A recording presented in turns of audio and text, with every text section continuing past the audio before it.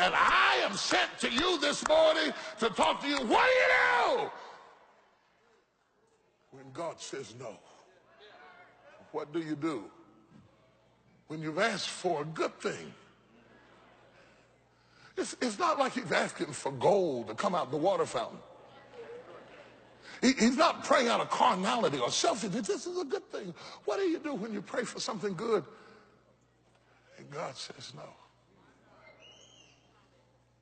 You have been overruled. Great man of faith and power, you've been overruled.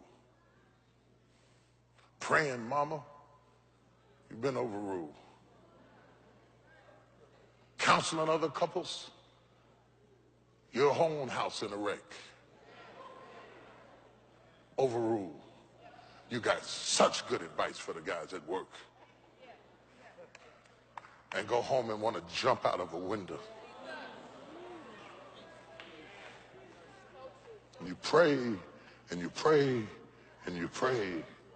You've been overruled. You got a loved one in the hospital, they're sick, and you've prayed and you've fasted and you've anointed them with oil and you've quoted scriptures and you're trying to believe God and you're trying to read everybody's books and every tape that you can. The life goes out of them.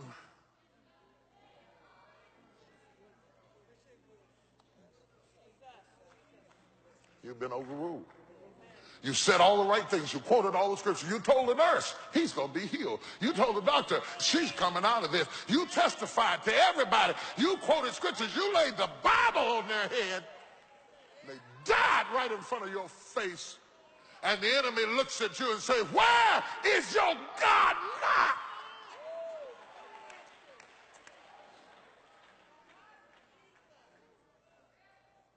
You've been overruled.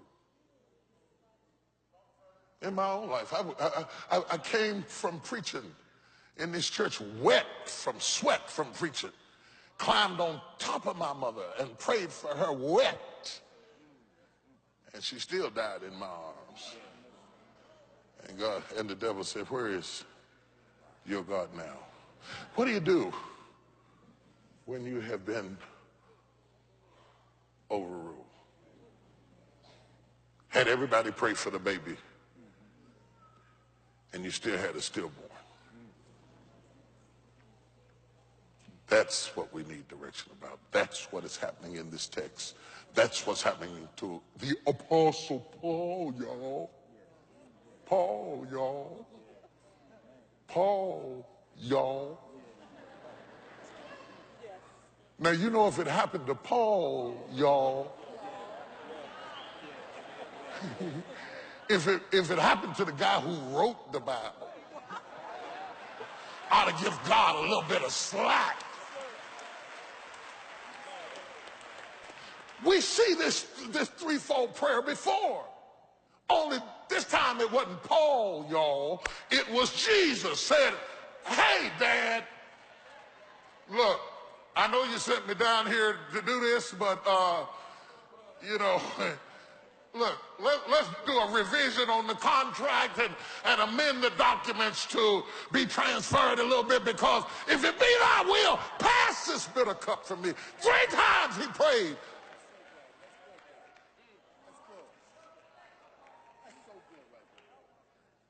Now, he couldn't change the Father's mind. He the Son. Now, Jesus finally threw his hands up and said, not my will, but thine be done. Paul tried it, prays 3 times, and God says no. You have been overruled. And then he says, I said no, Paul, because my grace is sufficient. I know you think that your plan is sufficient. He says, but my grace is sufficient. I considered my grace before I allowed my messenger to send you this prayer. I measured them out. I wouldn't let you be attacked on this level if I didn't give you enough grace.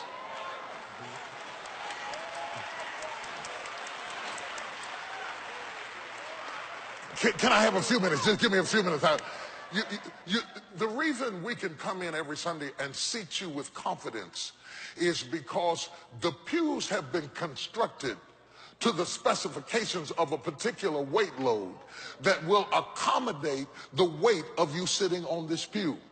We wouldn't seat you on the pew if the specs did not verify that the weight load is so constructed that you can rest in the integrity of the pew that was prepared for the weight before the weight was applied to it.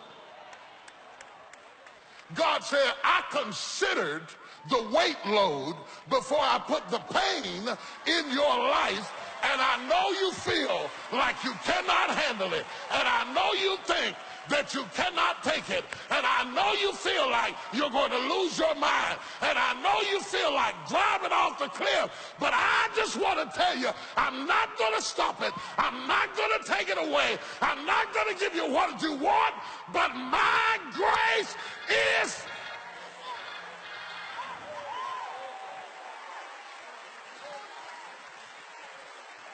Touch three people and say, I got grace for this. I got grace. I got grace for this moment in my life. I got grace for this situation. I got grace. I don't like it, but I got grace for it. It hurts, but I got grace for it. I'm in trouble, but I got grace for it. I may cry, but I got grace for it. I may be in turbulence, but I got grace.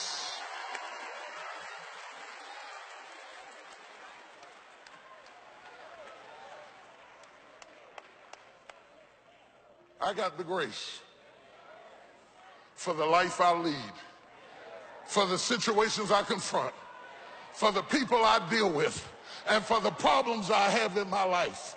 And don't let my tears fool you. You may find me crying all the time, but when I get through crying, I will be swinging on you because I do have grace. Oh, I wish I could talk to somebody in this church. High five somebody, tell them I got grace for this.